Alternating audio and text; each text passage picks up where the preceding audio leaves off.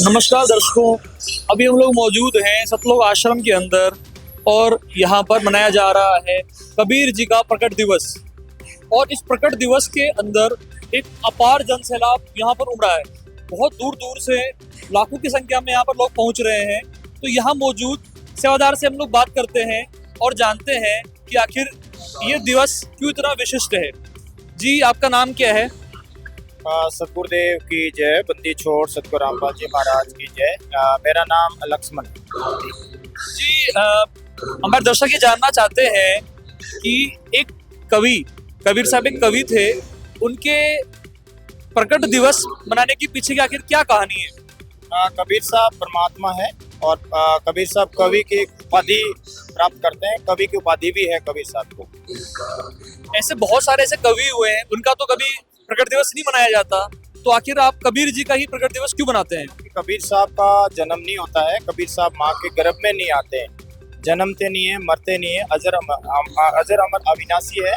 और कबीर परमेश्वर जो है वो सतलोक से शरीर आते हैं और कमल के फूल के ऊपर आके विराजमान होते हैं, प्रकट होते हैं। इसलिए कबीर साहब जी का प्रकट दिवस मनाया जा रहा है। और ये प्रकट दिवस 627वां प्रकट दिवस मनाया जा रहा है। एक नेपाल में आश्रम में मनाया जा रहा है, भारत के 10 सतलोक आश्रम में मनाया जा रहा है। 3 दिन का ये भंडारा और प्रकट दिवस मनाया जा रहा है। आपने बताया कि कबीर जी जो है वो प्रकट होते हैं, तो इसके पीछे की जो पूरी कहानी है, आखिर कहाँ प्रकट हुए थे, किनको मिले थे, थोड़ा उसके बारे में आप हमें विस्तार से बताइए। कबीर साहब जी 1398 विक्रम संवत 1455 लहर तारा तालाब पे एक कमल के फूल के ऊपर आके विराजमान हो गए और निसंतान दंपति नीमा और नीरू उनको उठा के लेके आए। और इसके गवाह स्वामी रामानंद जी के जो शिष्य हैं अष्टानंद जी, वो इसके गवाह है। जब वो ब्रह्म मुहूर्त में वो वहाँ पे ध्यान अवस्था में बैठे हैं तो सतलोक से एक शिशु आके और फूल के ऊपर विराजमान हो जाते हैं और वो अपने ध्यान में देखते हैं कि मुझे क्या दिखाई दे रहा है। तो उस समय ये कबीर साहब जी 1398 में लहर तालाब पे फूल के ऊपर आके विराजमान हो गए थे, यानी प्रकट। आपने बताया कि कबीर जी जो है वो ऐसे आसमान से आकर कमल के फूल पर ऐसे अवतरित हुए, प्रकट हो गए। तो सिंपल सी बात है कि अगर वो भगवान है, इस तरह से वो आते हैं, तो हम जो अपने धार्मिक ग्रंथ हैं, क्या वो भी इस बात की गवाही देते हैं? हाँ, हमारे धार्मिक ग्रंथ गवाही देते हैं। वेदों में इसका प्रमाण है, जो परमात्मा शिशु रूप में प्रकट होते हैं, वेदों में प्रमाण है। कबीर सागर के अंदर इसका प्रमाण है कि परमात्मा शिशु रूप में प्रकट होता है। आपने बताया कि वेदों के अंदर ये सारे प्रमाण हैं कि वो शिशु रूप में ऐसे प्रकट होते हैं। क्या वेदों में कुछ और भी ऐसी बातें बताई गई जिससे ये साबित हो जाए कि हाँ, जो परमात्मा है वो कबीर जी हैं और ये जो सारी बातें हैं वो उनके लिए लिखी गई है? वेदों में बहुत कुछ बताया हुआ है। उस परमात्मा की लीलाओं का वर्णन है वेदों में। जब वो परमात्मा शिशु रूप में आता है तो वो यहाँ का भोजन नहीं करता है। वो कुंवारी गायों से उसकी परवरिश होती है। और जो पूर्ण परमात्मा होता है वो राजा के समान दर्शनीय है, वो साकार है, निराकार नहीं है। जिस भगवान को लेके दुनिया भक्ति करती है, मुसलमान लोग उसको कहते हैं अल्लाह और हिंदू कहते हैं कि वो भगवान है, अलग अलग धर्मों के लोग सभी कहते हैं, लेकिन वो कहते हैं कि निराकार है। तो वो निराकार नहीं है, परमात्मा साकार है और इसका वेदों में प्रमाण है। और वो दृढ़ भक्त आत्माओं को भी मिलता है परमात्मा। जो परमात्मा को चाहने वाली आत्माएं होती है, उसके ऊपर परमात्मा का विशेष आकर्षण होता है, अट्रैक्शन होता है। तो उनको परमात्मा हर युग में मिलते आए, इसका भी प्रमाण है। अभी आपने बताया कि वेदों में ऐसा बताया गया है कि ऐसे जो है कबीर जी जो है, कबीर वो ऐसे टाइप से आते हैं और वो उनको मिलते हैं। लेकिन अगर आज हम लोग वर्तमान की बात करें तो पूरी दुनिया में एक बहुत बड़ा समुदाय और धर्मों से भी बिलोंग करता है, जैसे मुसलमान धर्म है। तो आखिर ये हम लोग मान लेते हैं कि भाई हिंदुओं के लिए वो भगवान हो सकते हैं, वो मुसलमानों के लिए कैसे भगवान हो सकते हैं? मुसलमानों के लिए भी है, क्योंकि कुरान शरीफ सूरत फुरकानी 25 आयत नंबर 52, 58, 59 के अंदर में कबीर परमात्मा का जिक्र आया हुआ है कि जिसने 6 दिन में सृष्टि की रचना की और 7वें दिन वो तख्त पे जा बैठा, उसकी खबर किसी बाखबर से पूछो। वो परमात्मा 52 नंबर जो आयत है कहा कि वो जो अल्लाह है वो कबीरन कबीरन है, कबीरा कबीरा है। तो कुरान शरीफ में भी कबीर साहब का नाम आया हुआ है। आपकी ये बात मान लेते हैं कि ऐसे धार्मिक ग्रंथ में ऐसा लिखा हुआ है, लेकिन अभी अभी आपने एक बात यहाँ पर कोट करी थी कि जो कबीर जी जो है वो ऊपर से आते हैं और वो अच्छी आत्माओं को मिलते हैं। तो क्या आप हमें कुछ ऐसे लोगों के नाम बता सकते हैं जिनको आकर ऐसे कबीर जी मिले हैं और उन्होंने कुछ बताया हो? जो पूर्ण परमात्मा है, अभी हमारा चल रहा है कलयुग। इससे पहले सतयुग, त्रेता और द्वापर, और अभी ये चल रहा है कलयुग। तो ये 4 युग और इससे पहले असंख्य युग बीत गए। तो परमात्मा हर युग में आता है और अपना तत्व ज्ञान प्रकट करता है। तत्वदर्शी संत की भूमिका भी खुद करता है। और अगर मैं आप बात करूं, जैसा कि आपने पूछा कि वो किसको मिले, कौन सी दृढ़ भक्त आत्माओं को मिले, अगर मैं कलयुग की बात करूं तो कलयुग में जब कबीर साहब जी शिशु रूप में आए और अपनी लीला करते हुए उन्होंने एक आजीविका चला के भी दिखाया है। एक कपड़े बुनने का उन्होंने काम किया। एक झोंपड़ी में रहते थे, अपने आप को निर्धन दिखाते हुए कि भाई मेरे पास तो कुछ नहीं है, भाई मैं तो कपड़ा बुनने का काम करता हूँ और आजीविका चलाता हूँ। और उसके बाद में जो आमदनी होती थी उससे उनका जो खर्च चला के दिखाते थे और जो बचता था उससे वो धर्म भंडारे करते थे। तो उस सृष्टि के मालिक ने समर्थ होते हुए ऐसी लीला करी जिसने ये सारी सृष्टि रची। जैसा कि कुरान शरीफ में कहा है कि उस अल्लाह ने, उस रब ने, मालिक ने 6 दिन में सृष्टि की रचना की और 7वें दिन तक जा बैठा, विराज हो गया। तो जिसने सारी सृष्टि रची, उस अल्लाह ने, उस भगवान ने एक ऐसी लीला करके दिखाया और साथ में अपना ज्ञान वेद, गीता, कुरान, बाइबल में, गुरु ग्रंथ साहिब में प्रकट करवाया, प्रमाण दिखाया और साथ में उस परमात्मा ने गवाह तैयार किए, दृढ़ भक्त आत्माओं को गवाह बनाया। क्योंकि इस समय ये कलयुग है, तो कलयुग के अंदर ये परमात्मा को अपना वेद पूरा खोलना था। कल युग, कल मतलब ऊर्जा, ये जो युग है ये कल ऊर्जा, मशीनरी का युग है। आप अगर देख रहे हैं पिछले कलयुग में देखें तो इतना कभी भी विकास, डेवलपमेंट नहीं देखने को मिला जो आपको अभी इस समय मशीनरी युग है। यानी आपका कोई भी काम फटाफट कर लेते हो आप, इंटरनेट के माध्यम से, गूगल के माध्यम से कोई भी जानकारी एक घर बैठे आप विश्व की कहीं भी ले सकते हो। गाड़ियों का साधन हो गया, इंटरनेट का साधन हो गया, मतलब बहुत विकास हुआ। तो इस कलयुग में परमात्मा कबीर साहब जी दृढ़ भक्त आत्माओं को मिले। जैसा कि अभी आपने पूछा, नानक जी को मिले। वो सिखों के जो गुरु हैं नानक जी, और उनका जो धार्मिक ग्रंथ है वो गुरु ग्रंथ साहिब है जिसको सिख समाज मानता है। इसके अलावा दादू जी को मिले, मलुकदास जी को मिले, पीपा जी, धन्ना जी, घीसादास जी महाराज, नामदेव जी, मीराबाई, गरीबदास जी महाराज, स्वामी रामानंद जी, जिनको कबीर साहब ने गुरु बना के दिखाया। तो बहुत सारी दृढ़ भक्त आत्माओं को मिले, अपना गवाह बनाया। और जो कि वेदों में लिखा हुआ है कि वो परमात्मा अपनी दृढ़ भक्त आत्माओं को मिलता है।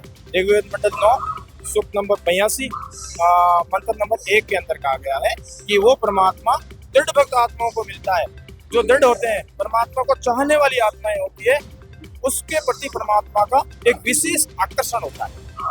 जैसे एक बिजली जो है वो कांसी के बर्तन के ऊपर गिरती है, यानी उसका बिजली और कांसी का अट्रैक्शन है आपस में। ऐसे ही पूर्ण परमात्मा दृढ़ भक्त आत्माओं को मिलते हैं और इन महापुरुष संतों को मिले, अपना ज्ञान समझाया और आज हमारे सामने ये सारे ग्रंथ और प्रमाण अवेलेबल है। अभी आपने बताया कि जो कबीर जी हैं वो बहुत सारी अच्छी आत्माओं को मिले। आपने नानक जी का नाम लिया, दादू जी का नाम लिया।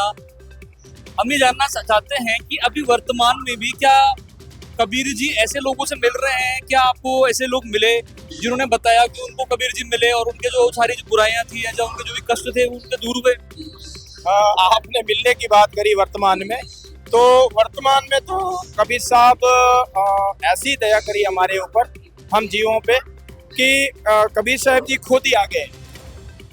परमात्मा खुद यहाँ धरती पे आए हुए हैं और कबीर परमेश्वर ने अपने वाणी में, कबीर सागर में भी प्रमाण दिया है कि कलयुग बीते 5505 कलयुग बीते 5505 तब महापुरुष जग तारण को आए। एक महापुरुष इस जग को, इस पूरे विश्व को तारने के लिए आएंगे। तो वो महापुरुष अभी वर्तमान में आप सबको पता है, पूरी दुनिया को पता है, जिनका नाम आज बच्चा बच्चा जानने लग गया है। तो शायद आपको भी पता होगा कि वो महापुरुष कौन है। वो महापुरुष संत रामपाल जी महाराज है। और वो परमात्मा जो कबीर परमेश्वर ने 600 साल पहले लीला करी थी, शिशु रूप में प्रकट हुए, तुम्हारी गायों का दूध से उनकी परवरिश हुई, कपड़ा बुनने का काम करते थे, उससे भी बड़ी लीला संत रामपाल जी महाराज आज करके दिखा रहे हैं, जिसको आज शायद दुनिया अभी नहीं समझ पाएगी, लेकिन कुछ समय बाद उनको समझ में आएगा कि ये परमात्मा ने जो लीला करी है बहुत गजब की लीला करी है। यानी पूर्ण परमात्मा जो उस समय कपड़े बुनने का काम करते थे, अपने को साधारण दिखाया, 120 साल धरती पे रहे, दुनिया नहीं पहचान पाई उसने, लेकिन जो दृढ़ भक्त आत्माओं को मिले, गवाह बनाया, वो समझ गए थे। उनको सत्तोक लेके गए, वहाँ का दृश्य दिखाया और गवाह बनाया। उन्होंने सीना ठोक के गवाही दी कि कबीर परमेश्वर है, वो भगवान है। ये जुलाहा में जो बैठा है ना, ये भगवान है। जहाँ पे नानक जी कहते हैं, ये ठगवाड़ा ठगी देश खरा सीणा भौता बाड़ी धारणा करू रहा करता, ये बेटा करता, ये बैठा भगवान। दादू जी कह रहे, जिन मौकू निज नाम दिया सोई सतगुरु हमार, दादू दूसरा कोई नहीं, ये कबीर सृजनहार, ये बैठा सृजनहार, ये बैठा भगवान। तो उस समय कबीर परमेश्वर ने जो लीला की पूरी दुनिया को नहीं पता चला, प्रमाण सारा उसमें वेदों में है, गवाह तैयार कर दिए। आज वही परमेश्वर, कबीर परमेश्वर संत रामपाल जी महाराज के रूप में आए हुए हैं। और संत रामपाल जी महाराज ने एक साधारण इंसान का रोल करते हुए, इतना साधारण रोल करते हुए, और अभी एक जेल धाम में लीला करते हुए अपने आप को दिखा रहे हैं, भाई मैं तो अंदर बैठा हूँ, मैं क्या करूँ। अब ये जो इतने बड़े भंडारे हो रहे हैं, ये अपने आप संपन्न हो जाएंगे क्या? मेरा सवाल इसी के ऊपर है कि एक सामान्य शादी ब्याह के अंदर ये व्यवस्था बनाए रखना बहुत मुश्किल है, और यहाँ पर तो मतलब अद्भुत व्यवस्था है। ये अपने आप में केस स्टडी है, ये कैसे हो पा रहा है? देखो सर, उस समय आप देखो 600 साल पहले कबीर साहब झोंपड़ी में रहे, कपड़े बुनने का काम किया, और 18 लाख व्यक्तियों को कबीर साहब ने भंडारा दिया 3 दिन तक, काशी में दोहर और मोहर दी।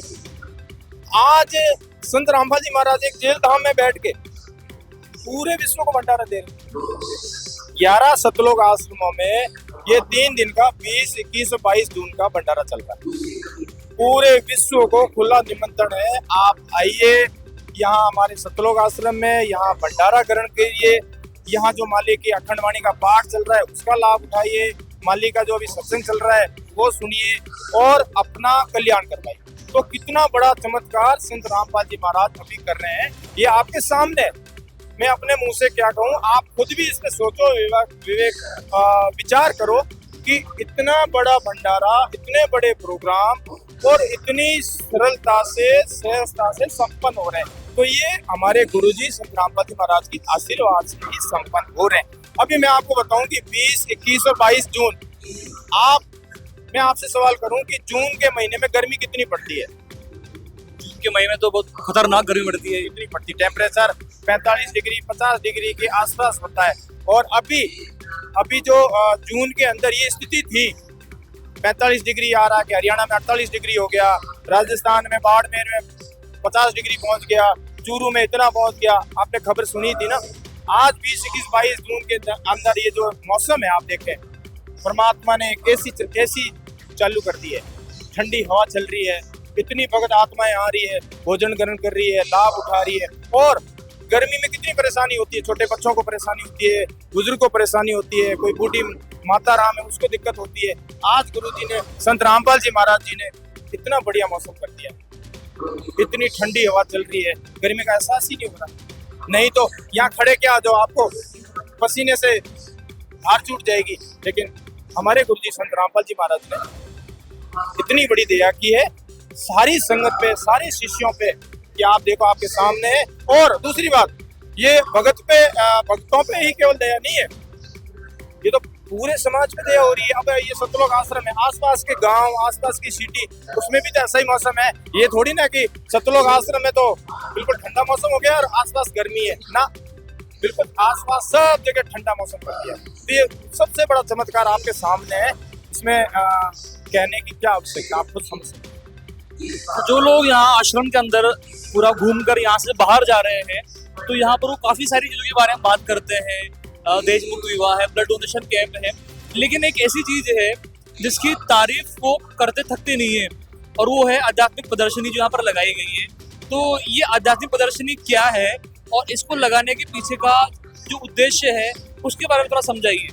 देखो सर, आज के समय में देखें तो यूथ जो है वो नशे से ग्रसित है, हर प्रकार की बुराइयों में वो लिप्त है, अश्लील गाने, नंगा नाच, है ना, हर तरीके से वो इतना उससे घिर चुका है कि उससे बाहर निकल ही नहीं सकता है।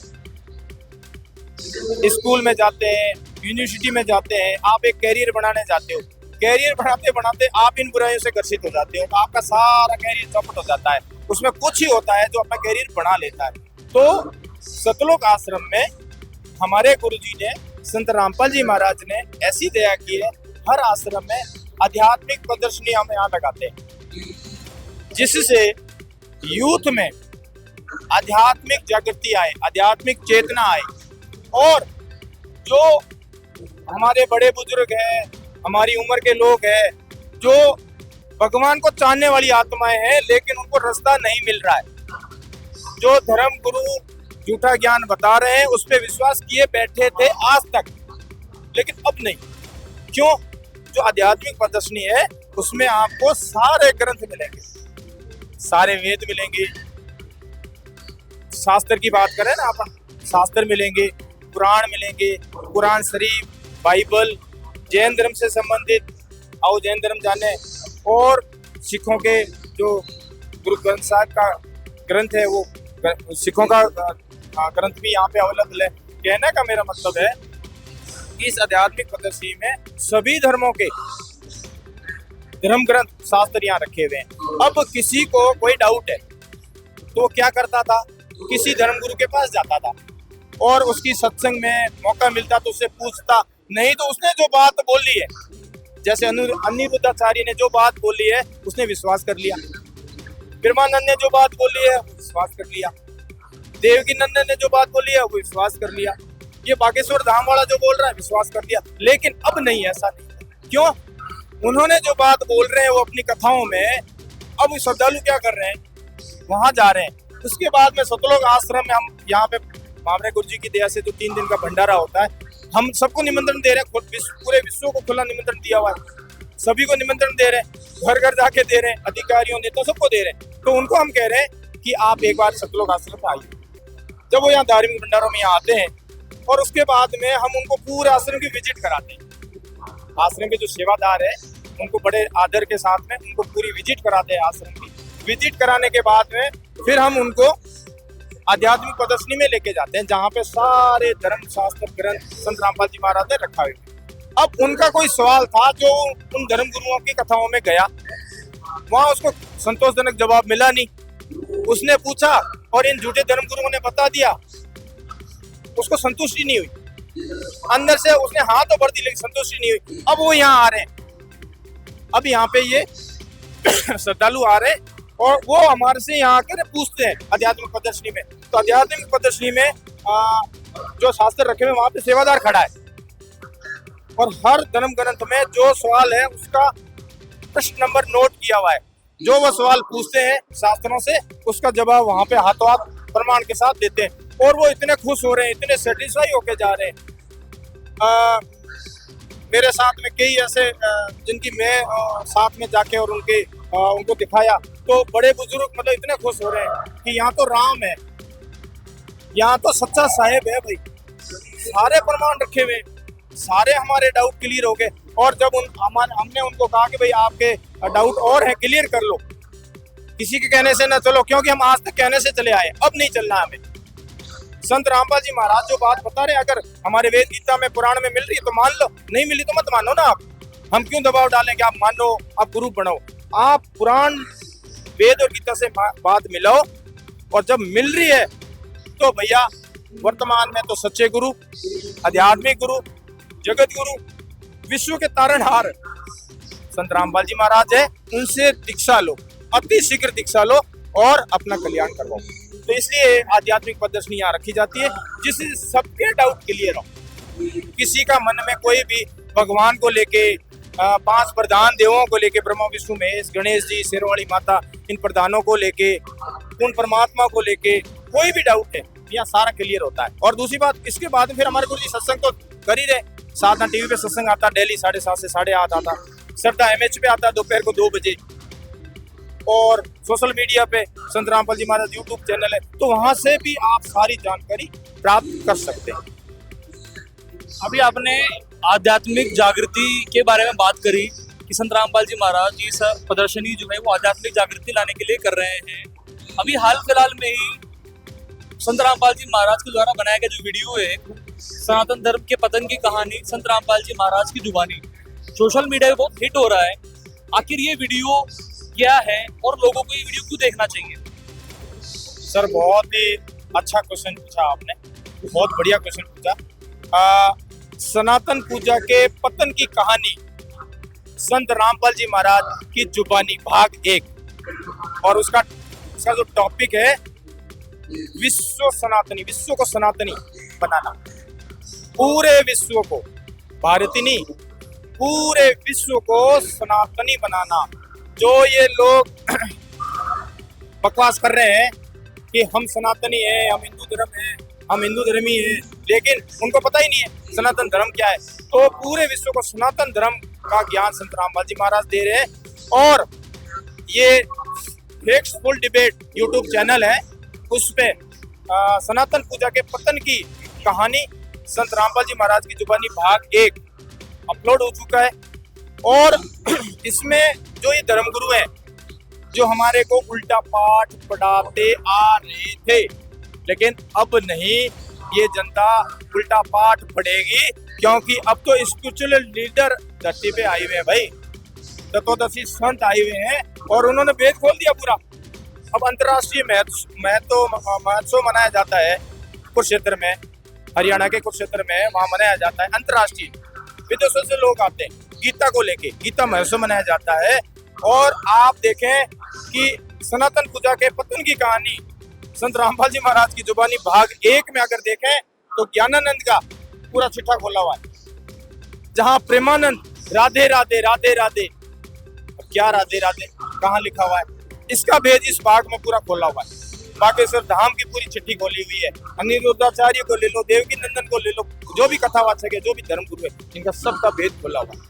दूसरा, संत रामपाल जी महाराज का जो दूसरा एक पार्ट है फैक्ट्सफुल डिबेट पे, वो भी अपलोड हो चुका है, सनातन पूजा के पतन की कहानी संत रामपाल जी महाराज की जुबानी भाग 2, और इसका शीर्षक है सृष्टि रचना। और सृष्टि रचना जो है आध्यात्मिक ज्ञान में कुंजी है, की है वो, जब तक आपको समझ में नहीं आएगी तक ज्ञान कैसे समझ में आएगा। तो इस भाग 2 में भी संत रामपाल जी महाराज ने सृष्टि रचना को लेकर के जो महापुरुष हुए हैं, जो संत हुए हैं, जो ईसाई धर्म में हुए हैं, उन्होंने खोजते गए, उनको कुछ मिला नहीं, तो यहाँ इस भाग 2 में सृष्टि रचना को पूरा विस्तार से समझाया हुआ है। तो भाई मेरा सभी से निवेदन है कि भाग 1 और भाग 2, फिर मैं दोबारा आपको रिमाइंड करा दूं, फैक्ट्सफुल डिबेट में सनातन पूजा के पतन की कहानी संत रामपाल जी महाराज की जुबानी भाग 1 और 2 आप अवश्य देखें। आपके जो अंदर सवाल है भगवान को लेके, आध्यात्मिकता को लेके, आपके सारे वहाँ क्लियर हो जाएंगे। अब आप यहाँ पर ये बताइए कि जैसे कि यहाँ पर अपना ये प्रोग्राम हो रहा है, इस प्रोग्राम के अंदर आप बहुत सारे लोगों को बुला रहे हैं और इसका प्रचार ही बहुत अच्छे से हो रहा है। आप यहाँ से हमारे चैनल के माध्यम से लोगों को क्या संदेश देना चाहेंगे, उन्हें आप क्या बताना चाहेंगे? देखो, हम तो यही कहेंगे, जो संत रामपाल जी महाराज जो हमारे गुरुजी हैं, इतना प्रयास कर रहे हैं जीवों को समझाने के लिए, ज्ञान समझाने के लिए, और संत रामपाल जी महाराज के जो लाखों करोड़ों शिष्य हैं वो भी इस महान परमार्थ के काम में लगे हुए, सबको ज्ञान समझा रहे हैं और बता रहे हैं कि हमारे धर्मशास्त्र जो धर्म ग्रंथों में जो लिखा हुआ वो देखो, पूरे गुरु आए हुए हैं और यहाँ पे लोग उमड़ उमड़ के आ रहे हैं सतलोक आश्रम। और जब वो यहाँ से भंडारा ग्रहण करके आध्यात्मिक प्रदर्शनी में सारे प्रमाण देके जाते हैं, वो गदगद होके जा रहे हैं, बहुत खुश होके जा रहे हैं कि भैया इस धरती पे और सतलोक आश्रम में आते ही वो कहते हैं भैया ये तो स्वर्ग है, स्वर्ग जैसी व्यवस्था है। इतना गजब का माहौल, इतनी शांति से सारे सेवादार सेवा करते हैं, प्रेम से सेवा करते हैं, कोई लड़ाई झगड़ा नहीं, कोई राग द्वेष नहीं। और जो हमारे श्रद्धालु आ रहे हैं यहाँ पे, मेहमान आ रहे हैं जिनको हमने निमंत्रण दिया है गुरु जी की तरफ से, पूरे विश्व को जो निमंत्रण दिया है, और जो आम पब्लिक श्रद्धालु आ रहे हैं वो इतने खुश हो रहे हैं कि भाई बहुत बढ़िया, ये तो भाई आपके गुरु जी तो भाई भगवान है, और ये भगवान ही ऐसा कर सकता है। इतने धार्मिक भंडारे बड़े ही आराम से और सफल जो हो रहे हैं, ये आपके गुरु जी भगवान है भाई, और साधारण इंसान की बस की बात है। तो दर्शकों, आप देख रहे थे सतलोक आश्रम के अंदर मौजूद सेवादार ने बताया कि संत रामपाल जी महाराज जी जो है वो आध्यात्मिक जागृति लेकर आ रहे हैं, आध्यात्मिक चेतना लेकर आ रहे हैं, और उनका कहना है कि कम से कम एक बार आप इन कार्यक्रम का हिस्सा जरूर बने, आध्यात्मिक प्रदर्शनी में आए, संत रामपाल जी महाराज के जो वीडियोस अपलोड हो रहे हैं उनको आप जरूर देखें। आप तक हम लोग आगे ऐसे ही कवरेज पहुंचाते रहेंगे। धन्यवाद।